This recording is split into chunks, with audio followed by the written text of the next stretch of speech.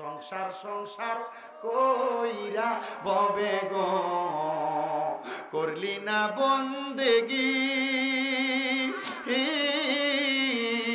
কিভাবে কাটাইবা মনরে কবরের জিন্দেগি রে আরে ওরে জীবন গুনাই গুনাই গেল রে হায় রে ওরে জীবন গুনাই এলো রে হায় রে সংসার সংসার কইরা ববে গো করলি না বন্দেগি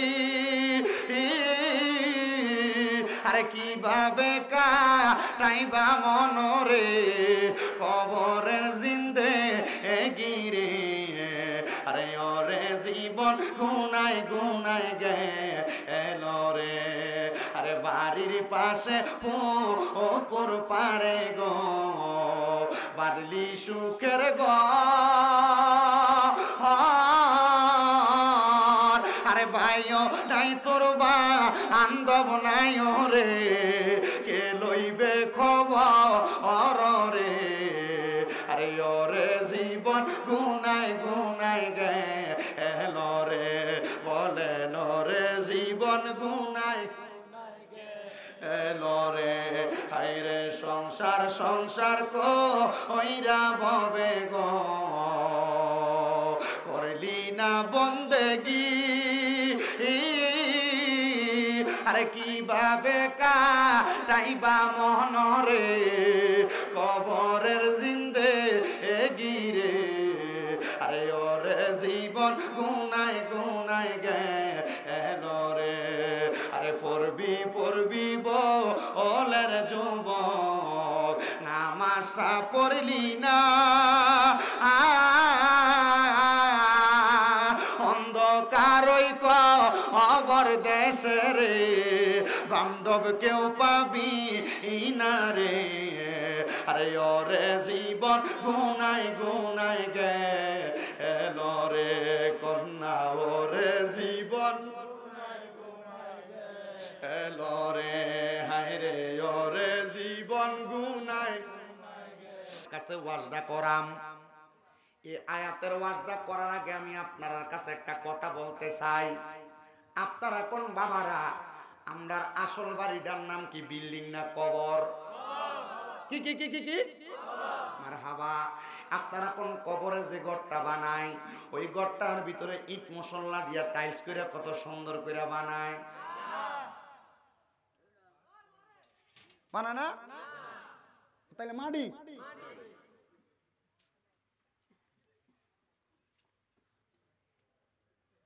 হায় রে আমার বাবা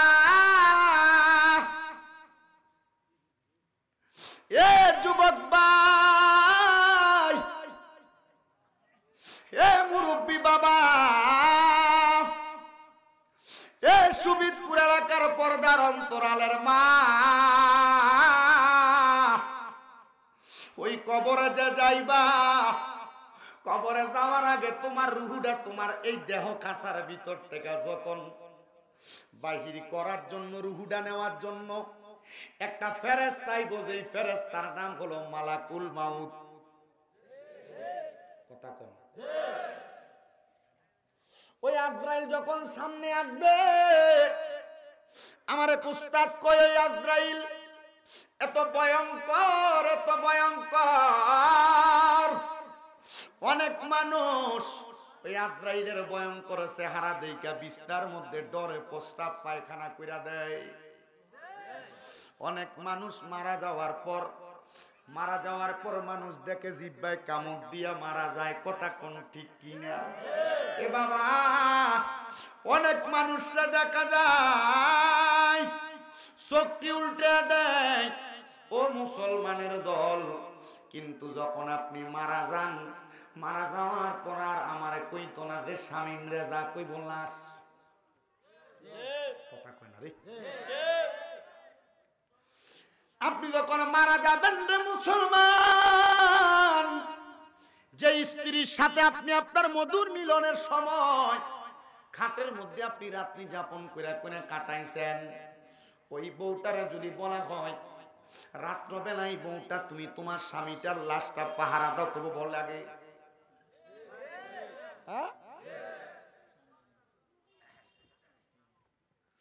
এ সুবিদপুরের মা, তুমি মারা যাওয়ার পরে তোমার আপন ভইনে তোমার লাশ পাহারা দিত না।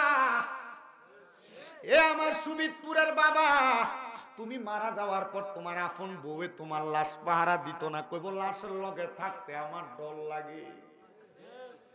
কিন্তু জানো, যখন তুমি মারা যাইবা, তোমার যখন কাফন দাফন কইরা তোমার ফুতেও তোমার এলাকার বাসমুরার নিচে পুকুরের পারে 3.5 হাত মাটি খুইরা শোয়া দিয়াইব, ওই কবরে তোমার লগে তোমার ফুতে থাকতো না। মারা যাওয়ার পরে কত মানুষ তোমার দেখবার লাগা বাড়িতে আইব, কিন্তু তোমার লগে একজন তো কবরে ঘুমাইতো না মানুষ। আইব রে, ওরে এক নজর দেখিতে মানুষ আইব রে, মানুষ আইব রে, ওরে এক নজর দেখিতে মানুষ আইব রে। ওরে দেহ খাঁচার অচিনি পাখি, কোনটা ওই যে রুহুডার কি, দেহ খাঁচার অচিনি পাখি, যেই দিন উইরা যাইব রে, এক নজর দেখিতে মানুষ আইব রে, মানুষ আইব রে, এক নজর দেখিতে মানুষ আইব রে। ওরে 4 জনে 4 কান্দে লইয়া, কন্যা 4 জনে 4 কন্যা 4 জনে 4 কান্দে লইয়া, যেদিন কবরে না মাই গরে, এক নজর দেখিতে মানুষ আইব রে, মানুষ আইব রে, এক নজর দেখিতে মানুষ আইব রে। ওরে দেহ খাঁচার অচিনি পাখি, যেদিন শূন্যে উইরা যাইব রে, এক নজর দেখিতে মানুষ আইব রে। আমার সুবিদপুরের বন্ধু, যেদিন তুমি মারা যাইবা তোমার কবরের মধ্যে কেউ যাবে না, কিন্তু যখন তোমার বিসমিল্লাহি ওয়ালা মিল্লাতে রাসূলিল্লাহ বইলা কবরের মধ্যে রাইখা দিয়া, কবরের উপর দিয়া বাঁশের চাটাই গুলা লাগাইয়া, যখন তোমার কবরের মধ্যে রে বাবা, ওই কবরের মধ্যে নিয়া তোমার রাইখা বাঁশগুলা দিয়া মানুষ হাতের মধ্যে 3 মুঠ মাটি লইয়া, মিনহা খালাকনাকুম ওয়া ফিহা নুঈদুকুম ওয়া মিনহা নুখরিজুকুম তারাতান উখরা, জবান বন্ধ নাই, জোরে জোরে কোন, মিনহা খালাকনাকুম ওয়া ফিহা নুঈদুকুম ওয়া মিনহা নুখরিজুকুম তারাতান উখরা বইলা কবরে মাটি দিব। ওই কবরে মাটিটা দেওয়ার পরে কেউ থাকবে না, ইমানদারের কবরে আমার রাহমাতুল লিল আলামিন নবী থাকবে।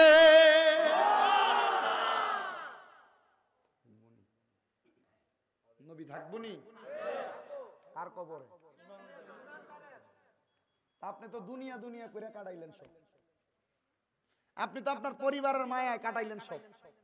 বউরে দামি শাড়ি কিনা দেওয়া লাগবো, টেনশন মাথাত ঘুম আসে না, তনের বেতন 500, তনে নিচি দিয়ে গোস খা। পোলারে মোটরসাইকেল কিনা দেওয়া লাগবো, এর বেতন 1000, তনে আর 1000-এর বেতন আর পোষায় না, কথা কয় না, তন খাই ঘুষ, কথা কয় না। সংসার সংসার কইরা ববে গো, করলি না বন্দেগি, কিভাবে কাটাইবা মনরে কবরের জিন্দেগি রে, আরে ওরে জীবন গুনাই গুনাই গেল রে, আরে ওরে জীবন গুনাই এলো রে, হাইরে সংসার সংসার কইরা ববে গো, করলি না বন্দেগি, আরে কিভাবে কাটাইবা মনরে কবরের জিন্দে গিরে আরে ওরে জীবন গুনায় গুনায় গেলো রে আরে বাড়ির পাশে পুকুর পারে গো বাদলি সুখের গো আরে ভাইও নাই তোর বান্ধব নাই রে কে লইবে খবর রে আরে ওরে জীবন গুনায় গুনায় গেলো রে বলে রে জীবন গুনায় এলো রে হায়রে সংসার সংসার কইরা ভবে গো করলি না বন্দেগি আরে কিভাবে কাটাইবা মনরে কবরের জিন্দে গিরে আরে ওরে জীবন গুনায় গুনায় গেলো রে আরে পড়বি পড়বি বলের যুবক নামাজটা পড়লি না অন্ধকারই কবর দেশে রে বান্ধব কেউ পাবি না রে আরে ওরে জীবন গুনায় গুনায় গেলো রে কন্যা ওরে জীবন এলো রে হায়রে ওরে জীবন গুনায় এ দুনিয়ার মুসলমান ওই কবরে কেউ থাকবে না আপনারা বলেন ইমানদারের কবরে নবী আসবে কি আসবে না এই বিশ্বাস অন্তরে আছে না নাই আল্লাহ যেন ইমানদারের কবরে নবীর সাক্ষাৎ দেয় আল্লাহ যেন আমরার কবরে নবীর সাক্ষাৎ দেয় কিন্তু বাবা ওই কবরের মধ্যে যাওয়ার আমরার কোনো ভয় নাই ওই কবরে যাওয়ার কোনো আমরা ডর নাই কিন্তু আমরা সেই নবীর উম্মত আল্লাহ তো জান্নাতটা ওই নবীর লেগে বানাইছে কথা কন্যা ঠিক কিনা আল্লাহ তো ওই নবীর মুহাব্বতে দুনিয়া বানাইছে কিন্তু ওই নবী রাহমাতুল লিল আলামিন নবীজি দুনিয়ার জমিনের মধ্যে যখন অসুস্থ আমার দয়াল নবী রাহমাতুল লিল আলামিন নবীজি অসুস্থ অবস্থায় থাইকা দুনিয়ার জীবনের ভিতরে আমার নবীজি আল্লাহ তাআলার ইবাদতগুলা কখনো ছাড়েন নাই কারণ আমার নবী শিখায় উম্মত আমি নবী যদি অসুস্থ অবস্থায় ইবাদত ছাড়ে আমার উম্মত ছাড়বো এই জন্য আমি নবী অসুস্থতা অবস্থায় ইবাদত ছাড়ি না আমার নবীরে মারার জন্য ইহুদিরা কত জাদু টুনা করছে কেমন জাদু টুনা করছে জানো আমার নবীজিরে মারার জন্য তারা একটা পুতুলের মতো বানাইয়া ওই পুতুলের মধ্যে 11টা সুচ ঢুকাইয়া দিছে একবারে শরীরের মধ্যে যেটারে আমরা ব্ল্যাক ম্যাজিক কালো জাদু বলি আছে না কথা কয় না আছে না নাই সাবধান সতর্ক এটা কুফরি যারা করে তারা কাফের হয়ে যায় এমন ব্ল্যাক ম্যাজিক কালো জাদু যারা করে তারা ভালো মানুষ না এরা কখনো মানুষের বালা চায় না আর এই মানুষগুলা মারা যাওয়ার সময় কুত্তা হিয়ালের মতো মারা যায় ঠিক কি না এই মুসলমানেরা আমার নবীরে মারার জন্য ইহুদিরা এমন চক্রান্ত করছে কি করছে চক্রান্ত করছে এর একটা পুতুলে এটা কার আমনে নি পুতুলের মতো বানাইয়া এটার মধ্যে 11টা সুচ ঢুকাইয়া দিছে আমার নবীরে তারা মারবে কালো জাদু কইরা কিন্তু আমার নবী রহমাতাল লিল আলামিন আমার নবীরে তো কালো জাদু কইরা তারা মারতে পারে না কিন্তু কালো জাদুটা বড় মারাত্মক জিনিস কেউ যদি আল্লাহ এবং রাসূলের পথে থাকে এই কালো জাদু তারা ক্ষতি করতে পারে না যদিও মাঝে মাঝে সামান্য বিন্দু পরিমাণ আক্রমণ করে ওই কালো জাদুর প্রতিক্রিয়ার কারণে আমার নবীজি 9 দিন কেউ বলে 8 দিন কেউ বলে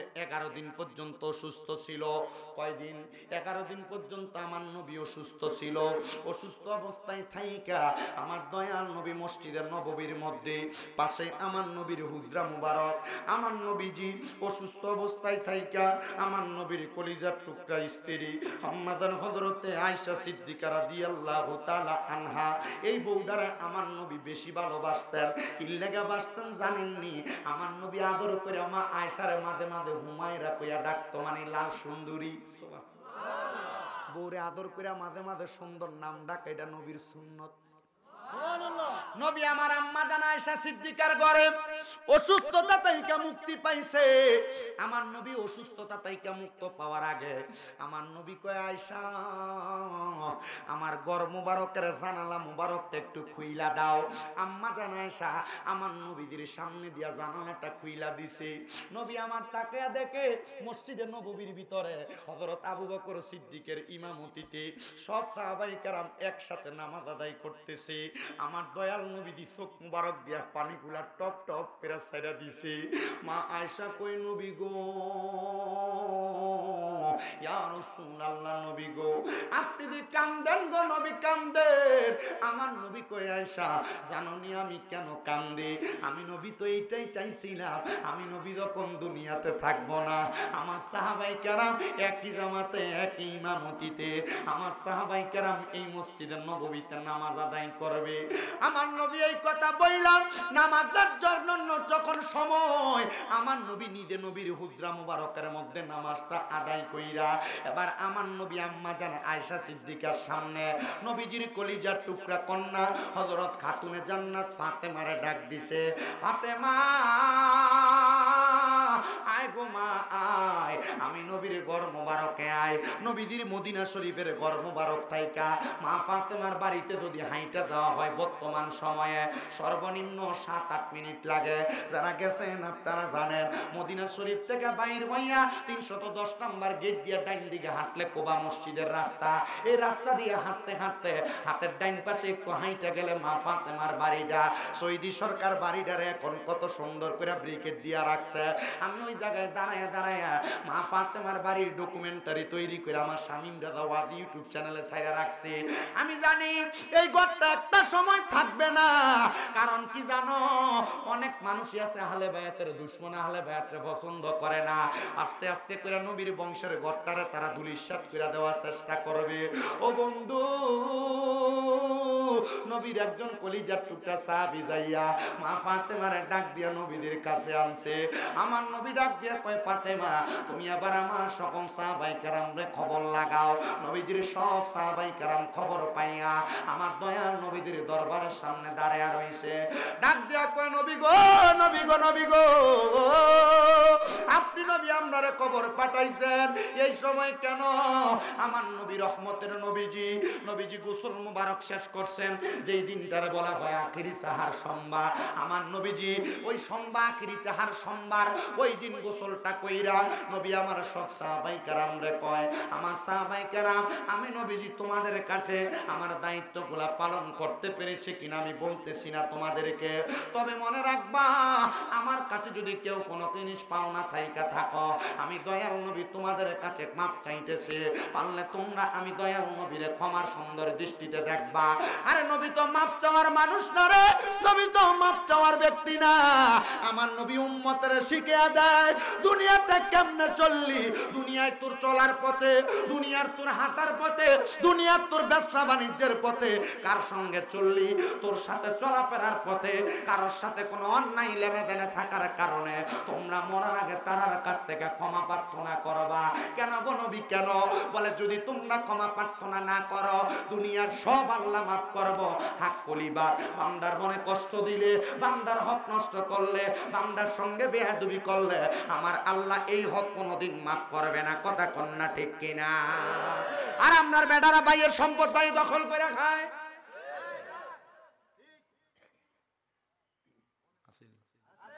আপনার বেটারা মা বাপ মারা দেওয়ার পর বইনের সম্পদ বুঝিয়া দেয় না, ডাক দিয়া নে 2 লাখ দিয়ে কো বইন গো যা দিছি এর দূরের ভিতরে শুকরিয়া মাফ করে দিস ভাইটা কয়নি। ওরে বিচার হবে কর্ম অনুসারে কঠিন হাসরে, বিচার হবে কর্ম অনুসারে। তালা মারছে কালিমাতে সাবির হয় দয়ালের হাতে। আহা বিসমিল্লাহকে সাফা রাখো হৃৎপিণ্ডের ভিতরে। ওরে 2 চোখের পানি দিয়া যায় কি দরা তারে। এ সুদ খায়, এ ঘুষ খায়, এ ফরের হক মাইরে মাইরে খায়। মসজিদের ভিতরে যাইয়া সামনের কাতার ইমামের পিছনে বইয়া বইয়া এ আসেনি এমন সিটার নাই সুবি ছুট খুদা ওই হেন দিয়ে কেন জানি রাস্তাতে কয়েককে ধরতে যায় ভালো মতো ওরে দুই চোখের পানি আসেনিও আমরা আসেননি আমার লোক কতক্ষণ একটু দেরি হইব এই বিরিয়ানি গরু দিয়ে করছেন না এলাই কইছি বিরিয়ানি ডেকছি দেন দিয়ে তাড়াতাড়ি আইন নালো বাবা গেরানা গেরানা যদি থাকে কয়টা বাজে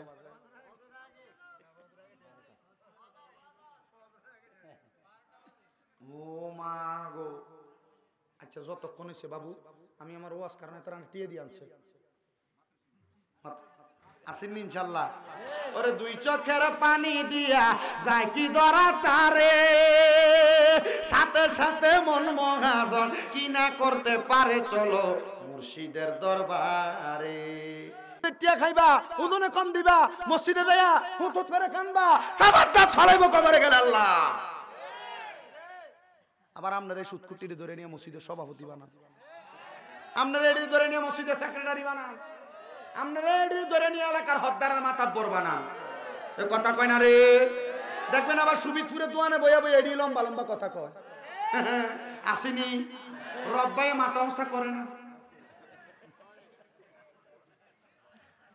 আছে না নাই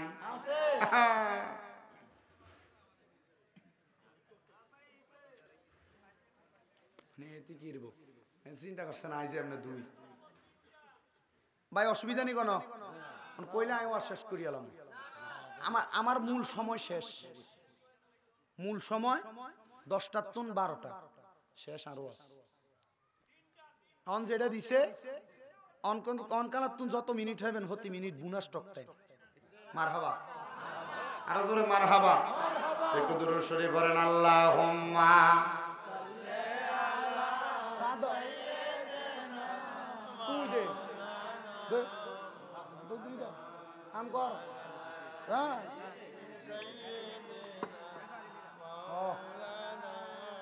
মুহাম্মাদ আল্লাহুম্মা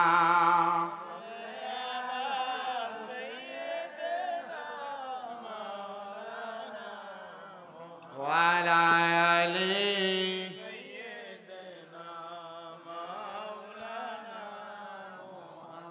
আপনারা কোনো রাগ করেননি হেতেরে তুই করি কইছে অসুবিধা নাই তো শোনেন না আমি এটা কইরা কি করি শোনেন আমি ছোটদেরকে কাজ করার সুযোগ দেই আপনারা দোয়ায় আমার 6টা মাদ্রাসা কয়টা আমার মাদ্রাসা ছোট ছোট বাচ্চাদেরকে দিয়া মাঝে মাঝে এটা সেটা করাই কেন এই বাচ্চাটা এটা শিক্ষা বাড়িতে গেলে মা বাপের আগে দিব কথা বুঝতে পারছেন তো আমি হোলাইন দিয়ে করাই আপনাদের দোয়ায় আমার গ্রামে আমার নিজের গ্রামে 32 জনের একটা হিলফুল ফজুল কমিটি আছে আমাদের এলাকার পোলাপান্ডে বলা আছে মানুষের গরিব দুঃখী হোক মানুষের বিপদ আপদে হোক আপনারা একযোগে কাজ করবেন তাদের সমান পোলাপান 16 জন লোক ছেলে আছে যারা আরো যুবক আরো বয়সে যেমন মনে করেন রব্বাই বা তার মতো মোটামুটি একটু বয়স্ক আর কি এরা আমি কিন্তু বেটার নাম আবার বারবার লই দেখি আপনারা মনে করেন না বেটা দাওয়াত দিছে দেখি আমি আবার বেটা টিয়া বেশি দিব এর লেগে না না বেটার নামে আমি জানি আমি আর কেউ নাম জানি না তা আমি আর কারে কম তো এর লেগা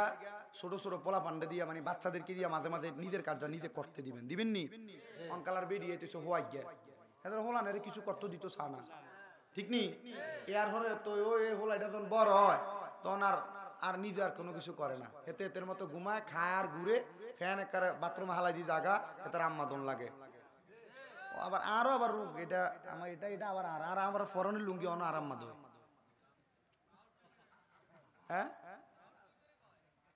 না আমি আটটা করতেছি আর কি আর কি কইরা আদর কইরা মারহাবা কর মারহাবা আমি মাঝে মাঝে চিন্তা করি হেতারা যদি না থাকে আর আম্মা বাজে দুইজন তারা যদি না থাক আজ জীবন কেমনে চলবে না কোনো বুঝতাম এখন আর বাজার করণের চিন্তা করণ লাগে না সংসারিক কোনো চিন্তা করা লাগে না কারণ বাপ আছে বাপ যদি মরে কত বড় বট গাছের ছায়া তখন বুঝবেন এখন বাপের লোকে দমক দি কথা কন অন বাপের কথার উপর দি কথা কন তখন বুঝবেন আছে না তবে হ্যাঁ এমন অনেক পোলাপান আছে বাবার সামনে মাথা তুলিও কথা কয় না আসেনি এমন অনেক আছে মার লগে সব রাগ, সব সাতাশিতি, যত রকমের রাগ ঝগড়া মার লগে হারে না, তোর মার লগে দেখা আসেনি। তবে সাবধান, এটা তুমি যেন মার মনে কষ্ট না যায়। কথা কয় না কা জন স্যার দেখাই এলেছ রাত চাই সুন্দর করে মার হাঁড়ি দূরে রাখবা। আম্মা দিনের বেলা বুঝি না তো মা করিয়া লাইছে অন্যায়, আম্মা কিতাম আম্মা মাফ করি দেন, না মাফ না যতক্ষণ কইবেন করছেন ততক্ষণ হাঁ চাইতেন না, দাম কমবো, ইজ্জত কমবো। মার হায় দললে মার হায়ের কাছে যাই ছুড়ইলে এলাকার মানুষ খারাপ কইব। মনে রাখবেন এই আম্মা আব্বার হায়ের কাছে ছুড়ইতে পারলে সারা জগতের কাছে আল্লাহ বড় বানাই দিব। বহুত পোলা পান এই আম্মা আব্বার কাছে পায়ে ধরে মাপছে দূরের কথা, দুই ঈদের সময় পায়ে ধরে সালামি করে না। কথা কন না কা? আরে মা বাপ পোলা পানের কাছে টাকা পয়সা চায় না তো, মা বাপ চায় শুধু সন্তানটা বালা থাকবো, বালা চলবো, সকাল বিকাল সন্তানের চেহারাটা দেখবো। আপনার অবাক হয়ে যাবেন, নারায়ণগঞ্জের বুইগড়ের এক মহিলা আমার কাছে গত কয়েকদিন মোটামুটি 3-4 মাস আগে কল দিছে। এই বেডি আমারে কল দিয়ে বলতেছে আপনাদের কষ্ট হইতেছে নি কোনো? শিক্ষণীয় একটা ঘটনা, বর্তমান বাস্তবিকতার সাথে মিলি কিনা দেখেন। পর্দার আড়ালে যে মা বোন আছেন আপনারা মনোযোগ দিয়ে শোনেন, এলাকায় ছেলের বউ যারা আছেন মনোযোগ দিয়ে শোনেন কথাটা। ওই মা বলতেছে হুজুর আমার ছেলেটার বয়স যখন 5-6 মাস আমার স্বামীটা অন্য একটা মহিলা বিয়ে কইরা আমারে ছেড়ে দিয়ে চলে গেছে। হুজুর আমার স্বামী আমার ছেড়ে দিয়ে যাওয়ার পর আমি আর এই ছেলেটার দিকে তাকাইয়া বিয়া বসি নাই। মানুষের বাড়িতে কাম কইরা কইরা আমি আমার পোলাটারে মানুষ করছি। ছেলেটা একটু বড় হওয়ার পর আমি তারে স্কুলে ভর্তি করাই দিছি এতিমখানার মতো, ওইখানে সে পড়ালেখা করছে, আমি কোম্পানিতে চাকরি করে তারে পড়াইছি। হুজুর তার বয়স যখন 21 বছর হইছে তে আর পড়ালেখা করতো না, হুজুর তে কাম করবো তো তে একটা কোম্পানিতে ভর্তি হয়েছে। হুজুর 3 মাস যাইতে না যাইতে তে আমার কাছে একদিন রাইতে কাম দে আর কইতাছে পুত্রে এ মাগো আমি তো মা একটা অন্যায় করে লাইছি। কি অন্যায় করছো? মা আমি তো একটা বিয়া করে লাইছি। তখন মা কইছে ফুত বিয়া তো কইরে লাইছ, আমি মার কাছে কইছো তো অন্যায়, ঠিক আছে মায়ারে তুই বাড়িতে আনিস। মায়ের পরিবার জানেনি, কমা জানে, কইছে মায়ারে তুই বাড়িতে আনিস, আমি বউর মর্যাদা দিয়ে রাখতাম, আমি খারাপ ব্যবহার করতাম না। হুজুর আমি আমার পুত্রারে বউডারে সহ আমার বাড়িতে আলসি লালসি সব করছি। হুজুর 2 মাসও গেছে না, আমার ছেলেটা হুজুর হঠাৎ কইরা দিয়া তার বউ বাড়িতে গেছে বেড়াইতো, এরপর থেকে সপ্তাহে একদিন আমার কাছে আইয়ে তারা জি গেলাম কিরে তুই যে আইস না? মা আমার বউ কইছে আমার বউ আর এই বাইতে আইতো না, আমার বউ এর বাড়িতে থাকবো, যদি আমি হেরে এই বাইতে আনতো জোরাজুরি করি তাহলে আমার বউ আমার নারী নির্যাতনের মামলা দিব না। অনেক পুরুষ মানুষরা মহিলাদের এমন টর্চারের শিকার।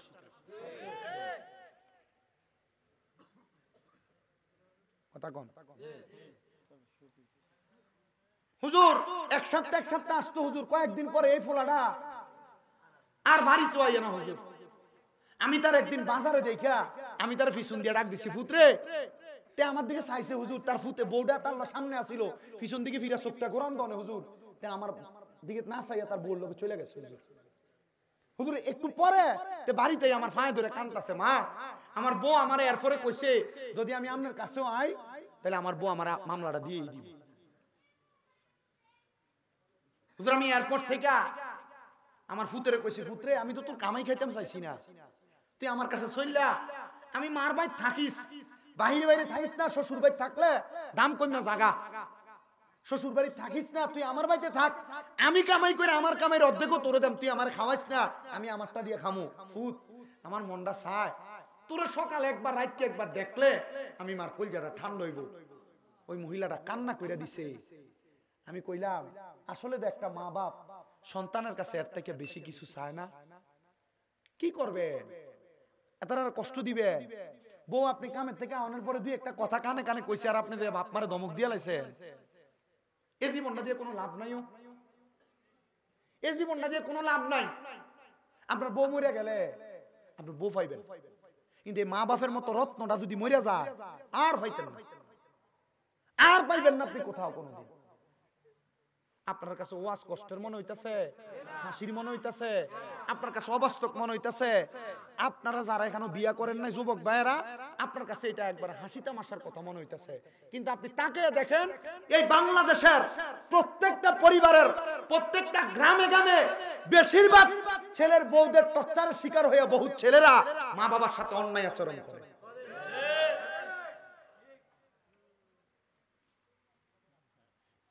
আমি আমার এই সুবিদপুর এলাকার হাজীগঞ্জের চাঁদপুরের মহিলাদেরকে বলতে চাই, মা তুমি যদি তোমার জামাইরে এমন টর্চার কইরা তোমার শ্বশুর শাশুড়ি আলাদা করে দিয়া থাও, জুদা করে দিয়া থাও, মা মনে করো গো মা, মনে করো না গো মা, এই দিন দিন না আরো দিন আছে, এই দিন নিয়ে যাইবো সেই দিনের কাছে, তোমারও জিফুত আছে গো মা, তোমার জিফুত যখন হইব এই জিফুত কিন্তু তোমারও মা এই দিনটা দেখাইয়া ছাড়বো মা। এই জন্য শ্বশুর শাশুড়ি যারা সালাক ফুতের বউ এরা কোনোদিন শ্বশুর শাশুড়িরা আলাদা করে না। কেন জানেন? মনে রাখবেন এই বুড়া যে বুড়া বুড়ি যে দুইজন শ্বশুর শাশুড়ি এরার লগে আল্লাহর রহমত অল টাইম থাকে। যে বেরিয়ে সালাক এরা কোনোদিন শ্বশুর শাশুড়ি জুদা করে না, শ্বশুর শাশুড়িরে জুদা করে না। এই সুবিদপুরের মহিলারা, এই সোশ্যাল মিডিয়ার মাধ্যমে দেখনেওয়ালা মা বোনেরা, যদি তোমরা সালাক মহিলা হইয়া থাকো কোনোদিন শ্বশুর শাশুড়ি আলাদা করো না। মনে রাখবা শ্বশুর শাশুড়ি যখন তোমার ঘরে থাকবো, তোমার স্বামীর ইনকাম খাইবো, আল্লাহ তাআলা এ তোমার স্বামীর ইনকাম এ শ্বশুর শাশুড়ি খাওয়ার কারণে তোমার ঘরে অসংখ্য বরকত, অসংখ্য রহমত দান করে দিবে। তাইলে মা বাপের ফায়ে ধরে মাফ চাইতে কোনো অসুবিধা আছে? মাফ চাইবেন। এই আজকের মাহফিল কবুল হইব কি হইব না এটার গ্যারান্টি কেউ দিতে পারতো না, তবে আমি একটা গ্যারান্টি দিয়ে দিলাম, কালকে যদি দেখেন যে সুবিদপুর বলাখালে সাদওয়ানে বইয়া কোনো বুড়া বাপে কয় হ্যাঁ এ শামিম দাদা ইয়া কইয়া গেছে, তার কথা শুনে আমার ফুতে রাখতেছে আমার বাপে, আমি বাপের ফায়ে ধরে মাফ চাইছে, কিন্তু আমার ফুতে কোনোদিন আমি বাপের লগে অন্যায় করে নাই, মনে করবেন মাহফিল কবুল হইছে। কালকে যদি দেখেন কোন মহিলা একজন আরেকজনের কাছে বলে যে হ্যাঁ শামিম রেদার ওয়াজ শুনে আমার ফুতে বাড়িতে আগে আমার ফায়া ধরছে, কিন্তু আমার ফুতে কোনোদিন আমার লগে অন্যায় করে নাই, মনে করবেন মাহফিল কবুল হইছে।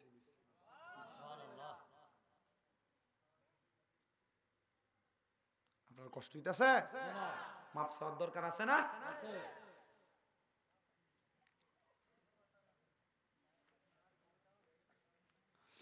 আমার মুসলমান ইমানদারের দরেরাম, তো যে ওয়াজটা আমি আপনাদের কাছে করতেছিলাম রে বাবা, আমি আপনাদেরকে বেশিক্ষণ কষ্ট দিব না। আমি বলতেছিলাম বাবা, আল্লাহর নবী সব সাহাবায়ে কেরামরে ডাক দিয়া কয়, আমি আমার দায়িত্বগুলা পালন করতে পেরেছে কিনা জানি না, এ সাহাবায়ে কেরাম তোমরা আমি নবীর দায়িত্বগুলা যা বুঝে পাইছো তোমরা তার উপর আমল করে চলবা। কেউ আমি নবীর কাছে কোনো পাওনা দাওনা শুনি রে, সব সাহাবায়ে কেরাম নিশ্চুপ হয়ে গেছে, কেউ কোনো কথা বলে না। এমন টাইমে পেছন থেকে আব্দুল্লাহ ইবনে ওয়াক্কাস নামক একজন সাহাবী হাতটা তুলে কই, নবী আমার একটু পাওনা দেওনা আপনার লগে আছে। এটা কারে দিবেন? আমারে দিবেন, ঠিক আছে। আমার বাবা ভাইরা বন্ধুরা রে, গভীর মনোযোগ দিয়া শুনবা, আমার দয়াল নবী ডাক দিয়া কয়, কেউ কোনো পাওনা দাওনা যদি থাকো হাত বাড়াও। আব্দুল্লাহ ইবনে ওয়াক্কাস হাতটা বাড়ায়া কয়, নবী গো আমার পাওনা দাওনা আছে বলে জায়গা করে দাও, সামনে আসো। আব্দুল্লাহ ইবনে ওয়াক্কাস নবীর সামনে ডাক দিয়া কয়, নবী গো আমার পাওনা দেও না। আমার নবী কয়, কি তুমি পাওনা? আমার দৃষ্টি গোচরে নাই বলো। আমার দয়াল নবী রাহমাতুল লিল আলামিন নবীজি রে, আব্দুল্লাহ ইবনে ওয়াক্কাস কয়, নবী গো আপনি একদিন যুদ্ধ করতেছিলেন, আপনি চাবুক ঘুরাইতে ঘুরাইতে আপনার একটা চাবুকের আঘাত আমার পিঠের মধ্যে লাগছে। ও নবী গো, আমার এখন শখ আপনি দুনিয়া থেকে বিদায় নেওয়ার আগে ওই চাবুকের আঘাতটা আমি আপনার পিঠের মধ্যে দিতাম। আবু বকর সিদ্দিক একটা চিৎকার মারছে, হে আব্দুল্লাহ ইবনে ওয়াক্কাস রে, আমার পিঠটা আমি কাপড় উঠিয়া দিতে তোর যতটা বাড়ি দিতে মন চায় আমার পিঠে লাগাইয়া দে, তবু আমার দয়াল নবী রে এই কথা বলিস না রে। হযরত ওসমান জিন্নুরাইন কয়, আমার যত সম্পদ আছে সব সম্পদ আমি তোরে হাওলা করে দিলাম, তবু আমার নবীরে অসুস্থ অবস্থায় পিঠের মধ্যে আঘাত করার কথা বলিস না। হযরত ওমর রাগান্বিত হয়ে গেছে, তরবারি বাহির করে ফেলছে। ওয়াক্কাস একটা কদম সামনে আগাইবা না, আমার নবীজি অনেকদিন পর্যন্ত অসুস্থ, নবীজির পিঠ মুবারকে বুঝি তুমি আঘাত করবা, তুমি যদি আরেক কদম সামনে আগাও আমি আমার তরবারি দিয়া তোমার ঘাট থেকে গর্দান আলাদা করে দিব, তোমার কল্লা আলাদা করে দিব। ওয়াক্কাস কোনো কথা কয় না। আমার নবী ডাক দিয়ে কয়, ওয়াক্কাস আমার সামনে আসো। আব্দুল্লাহ ইবনে ওয়াক্কাস আমার নবীর সামনে, সাহাবায়ে কেরামের মাঝে কান্নার একটা রুল পড়ে গেছে। সাহাবায়ে কেরাম কান্দে আর ডাক দিয়া কয়, ও মায়ার নবী, আব্দুল্লাহ ইবনে ওয়াক্কাসের মতো এমন একজন সাহাবী আপনি নবীর সাথে এই কর্মযজ্ঞ করতেছে। আমার নবীকে আমি চাই না দুনিয়াতে কারোর আমি নবীর উপর একটা ছোট্ট দামিও থাকুক। আব্দুল্লাহ ইবনে ওয়াক্কাস কয়, নবী গো, নবী গো, নবী গো, আপনারে আমি যেই চাবুক দিয়ে আঘাত করব এই চাবুক তো আমার কাছে নাই, যেই চাবুক দিয়ে আপনি যুদ্ধ করতেন ওই যুদ্ধের চাবুকটা দেন। আমার নবীজি চাবুক হাতে তুইলা দিছে।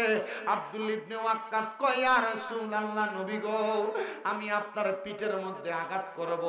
যখন আপনার চাবুকের বাড়ি আমার পিঠে লাগছে, আমার পিঠে কোনো কাপড় ছিল না, আপনার পিঠ মুবারকে দিয়ে কাপড় দেখা যায়।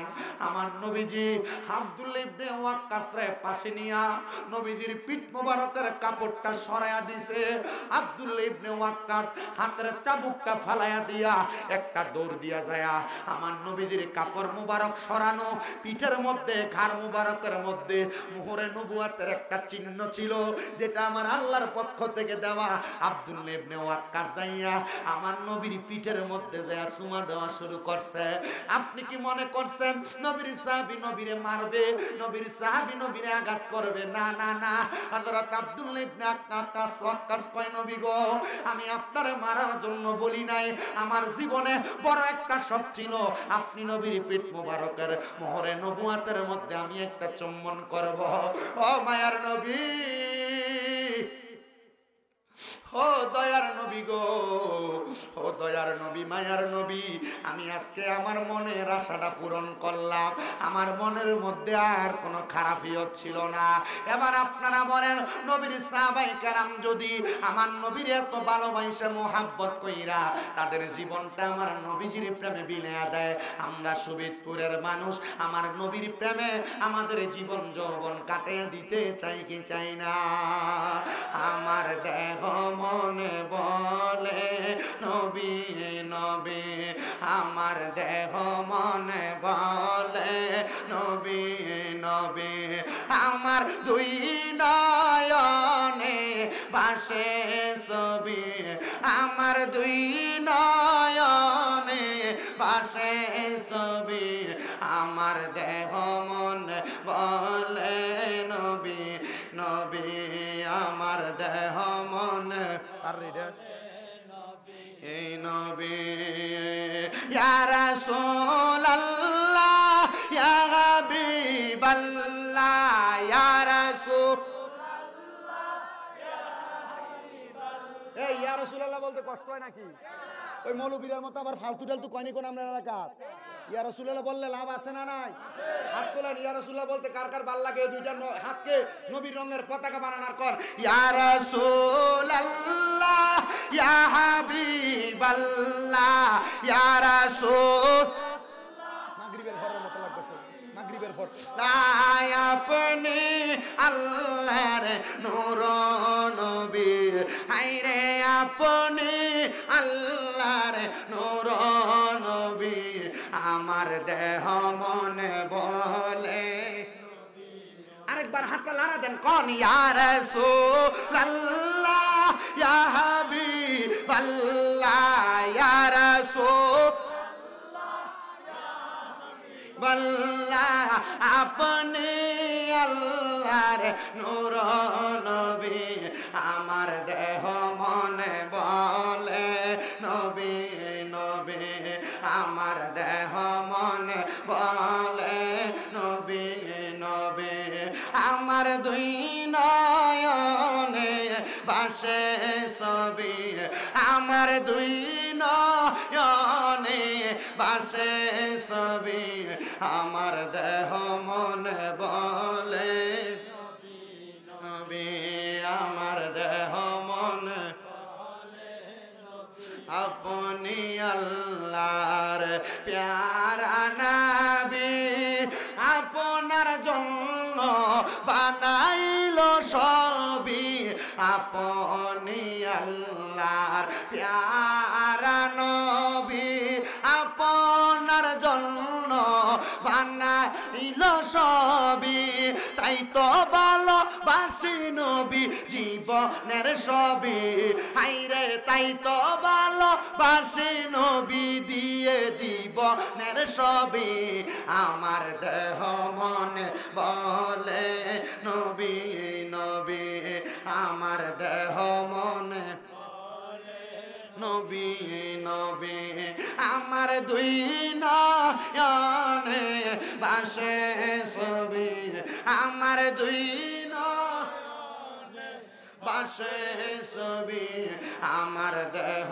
মনে বলে নবী হে মুসলমান আমার দয়াল নবীর সাহাবায়ে কেরাম আমার নবীরে এত ভালোবাসত কিন্তু আমার দয়াল নবী একদিন মদিনা থেকে মক্কা থেকে মদিনায় চলে আসছে হিজরত কইরা আসার পরে আমার নবীর একজন সাহাবী ডাক দিয়া কয় ইয়া রাসূলুল্লাহ নবী গো আপনি তো মক্কা থেকে মদিনাতে চলে আসছেন আপনি নবী কি একবার আমারে বলবেন নি আপনি যেদিন মক্কায় যাবেন আপনার সাথী বানায়া আমি সাহাবীরে মক্কায় নিবেন নে আমার নবী কয় সাহাবী ও সাহাবী কেন গো তুমি মক্কায় যাইবা আমার নবীর সাহাবী ডাক দিয়া কয় নবী গো আমি মক্কায় যাব মক্কা শরীফের যেই চৌকাঠ আছে আমি নিয়ত করছিলাম গো যদি মক্কা বিজয় হইয়া যায় আমি মক্কা শরীফের চৌকাঠটার ভিতরে সুমা দি মজুরে কোন সুবহানাল্লাহ অনেকে মাঝে মাঝে নিয়ত করে আল্লাহ আমার তো কোনো সন্তান নেই আমারে যদি একটা ফুট দাও আমি 2 রাকাত নফল নামাজ পড়াম আল্লাহ আমারে যদি একটা সন্তান দাও আমি মসজিদের ভিতরে এত টাকা দান করাম কয়নি নিয়ত করে না মানুষ আল্লাহর লগে সাময়িক একটা বাটফারি হয়ে যায় দেখি তা আল্লাহ তুমি যদি আমার এইটা দাও আমি তোমার ঘরে এইটা দেই আল্লাহর লগে চুক্তি করলো কথা কয় না আপনি কবেন যে আল্লাহ আমি তোমার এটা দিলাম তোমার যদি মায়া লাগে দয়া লাগে আল্লাহ তুমি আমারে একটা বালা সারকি দিও আল্লাহ তোমার হস্তে আমি এটা দিলাম আল্লাহ তুমি আমার একটা ছেলে সন্তান দিও একটা মাইয়া সন্তান দিও ওই কথা কয় না ঠিক নি সাহাবী কয় নবী গো ও দয়ার নবী ও মায়ার নবী আমি নিয়ত করছিলাম নবী গো আমি নিয়ত করছিলাম মক্কা যদি বিজয় হয় আমি মক্কায় যাইয়া মক্কার চৌকাঠটার ভিতরে চুমা দেম আরো জোরে কোন সুবহানাল্লাহ আমার নবী কয় সাহাবী ভালো নিয়ত ঠিক আছে আমি তোমারে নিয়ে যাব আমার নবীজি মদিনাতে অনেক দিন অবস্থান নবীজি যখন মদিনাতে অবস্থান করে ও মুসলমান আমার দয়াল নবী রাহমাতুল লিল আলামিন নবীজি মদিনাতে থাকা অবস্থায় নবীজির কলিজার টুকরা সাহাবায়ে কেরাম সবাই মদিনাতে আসে কিন্তু অনেক দিন পর্যন্ত নবীজির ওই সাহাবী মদিনাতে আসেন না আমার নবীজি এবার মদিনা থেকে রওনা করলেন মক্কার উদ্দেশ্যে। মক্কার উদ্দেশ্যে যখন রওনা করে, আমার দয়াল নবীজির ওই সাহাবীটা দৌড়ে আমার নবীজির মাঝ রাস্তায় নবীজির সামনে যে দাঁড়াইছে, ফিদাকা আবি ওয়া উম্মি ইয়া রাসূলুল্লাহ, ও নবী গো, আপনার কদমে আমার মা বাবা কোরবান হোক। নবী কয়, কিরে সাহাবী, তুমি দিয়ে আমার সামনে দাঁড়াইলা? নবী গো, আমি সামনে দাঁড়ানোর কারণ হইল, আপনি না বলছেন মক্কায় যাওয়ার সময় আমারে আপনি মক্কায় নিয়ে যাবেন, কিন্তু আপনি দিয়ে এখন আমারে মক্কায় নিয়ে যান না। আমার নবী কয়, সাহাবী, মক্কায় নেই না, আমি খবর পাইছি বাড়িতে তোমার আম্মা জান অসুস্থ, এই জন্য আজকে অনেক দিন পর্যন্ত তুমি মদিনা শরীফে আসো না। ওই সাহাবী ডাক দিয়া কয়, নবী গো, আমি মক্কায় যাইয়া মক্কার চৌকাঠে চুমা দিব, আমার মার চাইতে কি মক্কার চাইতে কি আমার মার দাম বেশি নাকি? আপনি যে বললেন মক্কার চৌকাঠে যে চুমা দিব। আমার নবী ডাক দিয়া কয়, সাহাবী রে, এরে মক্কায় কেন যাইবা? বলে, মক্কায় যাব আমি মক্কার চৌকাঠে চুমা দেওয়ার জন্য। আমার নবী কয়, সাহাবী, বাড়িতে যাইয়া মার পায়ের মধ্যে চুমা দাও। নবী গো, কেন কেন কেন কেন গো নবী? আমার নবী ডাক দিয়া কয়, মনে রাখবা রে সাহাবী, ওই মায়ের পায়ের মধ্যে চুমা দেওয়ার কারণে আমার আল্লাহ তাআলা মক্কার চৌকাঠ না, আল্লাহর জান্নাতের চৌকাঠে চুমা দেওয়ার সওয়াব পাইয়া যাইবা। ওরে জান্নাতের চাবি আমার মা গো, জান্নাতের চাবি আমার মা বলেন, জান্নাতের চাবি আমার গো, জান্নাতের চাবি আমার মা। ওরে মা যার বেঁচে নাই তার মতো দুঃখী নাই, বলেন, মা যার তার মতো দুঃখী নাই, খালা ফুফু মায়ের মতো না, কন্যা চাচি জেডি মায়ের মতো না। মা গো, জান্নাতের চাবি আমার মা বলেন, জান্নাতের চাবি আমার মা গো, জান্নাতের চাবি আমার মা। ছেলে যদি যায় মারা দুনিয়া ছাড়িয়া, মায়ের বুকটা বাইরে কষ্টে যাই ফাটিয়া, মায়ের বুকটা বাইরে কষ্টে যাই ফাটিয়া, এমন মা বাবার ওই কবর দেশে আযাব দিও না, জান্নাতের চাবি আমার মা। ও জান্নাতের, আপনার কি সন্দেহ আছে? সন্দেহ আছে তো জোরে বলেন, জান্নাতের চাবি আমার গো, জান্নাতের মার মা, জান্নাতের চাবি আমার গো, জান্নাতের চাবি। আজকের মাহফিলে কে জানি আসিল, মা জননীরে তারা কবরে শোয়াইয়া, কলিজার বাবা জানরে কবরে শোয়াইয়া, মা বাবার ভালোবাসা, মা বাবার ভালোবাসা, সন্তান চোখের পানি দেয় সাইরা, জান্নাতের চাবি আমার গো, জান্নাতের চাবি আমার মা। হাইরে, আজকে এই সুবিদপুর দক্ষিণ পাড়া চৌধুরী এবং গাজীবাড়ি মাঠ প্রাঙ্গণে এই জান্নাতের বাগানে কোন যুবক বসছে, কোন মুরব্বী বসছে, তাদের মা কবরে, তাদের বাবা কবরে। আমি আজকে ওয়াজ করছি মা বাবার পায়ের মধ্যে যে মাপ চাওয়ার জন্য, কিন্তু অনেকে চিন্তা করে, হুজুর যারা বাড়িতে আব্বা আছে তারা বাড়িতে যাইয়া বাবার পায়ের মধ্যে তোরা মাপ চাইবো। হুজুর আমার তো আব্বা নাই, আমি আমি কার পায়ে ধরে মাপ চামু? এ সন্তান, ওই আব্বারে কোনোদিন একবার মনটা খুলা বলছো না বাবা তোমার ভালোবাসি? ওরে ভালোবাসি তোমায় বাবা, বুকটা যে যাইছি রে, তোমার কথা হৃদয় মাঝে পড়ছে বারে বারে। বাবা তুমি কেমন আছো ছোট মাটির ঘরে, তোমার কথা হৃদয় মাঝে পড়ছে বারে বারে। বাবা গো, ও বাবা, বাবা গো, ও বাবা। আল্লাহ তাকে দেখো, আজকে শোভিতপুরের কত সন্তান মাহফিলে বসছে, তাদের আব্বা জান অন্ধকার কবরে। অনেকে চিন্তা করে হুজুর, যাদের বাড়িতে মা আছে তারা মার পায়ে ধরে মাপ চাইবো, আমার তো মা নাই, আমি কার পায়ে ধরে মাপ চাইবো? এই সন্তান বাড়িতে যাইয়া মার বিছানাটার দিকে তাকাইলে চোখের পানি গোলা বায়া বায়া পড়ে। সবারে ডাকতে পারো কিন্তু জনম দুঃখী মারে ডাকতে পারো না। যেই মা না খেয়ে তোমার খাওয়াইছে, এখন তোমার কাছে টাকা পয়সার অভাব নাই, কিন্তু তুমি তোমার মা বাপরে খাওয়াইতে পারো না। একবার চিন্তা করো রে শোভিতপুরের মা, শোভিতপুরের বাবারা, শোভিতপুরের যুবকের দলেরা, ওই মা বাপ যদি বাইচা থাকতো, ওই মা বাপরে যদি দামি একটা ঘর বানায়া ঘুমাইতা, কত লাখ লাখ টাকা তোমার খরচ হয়ে যাইতো। মা বাপ তোমার লাখ লাখ টাকার বাড়ি দিয়া গেছে, ওই বাড়িতে যদি ভাড়া থাকতা, প্রতি মাসে 5,000 টাকা করে ভাড়া দিলে 12 মাসে তো 60,000 টাকা ভাড়া দেওয়া লাগতো। ওই মা বাপ তোমার কাছে ভাড়া চায় না, চাই শুধু সন্তান আমার লাগে একটু দোয়া কর। এ সন্তান,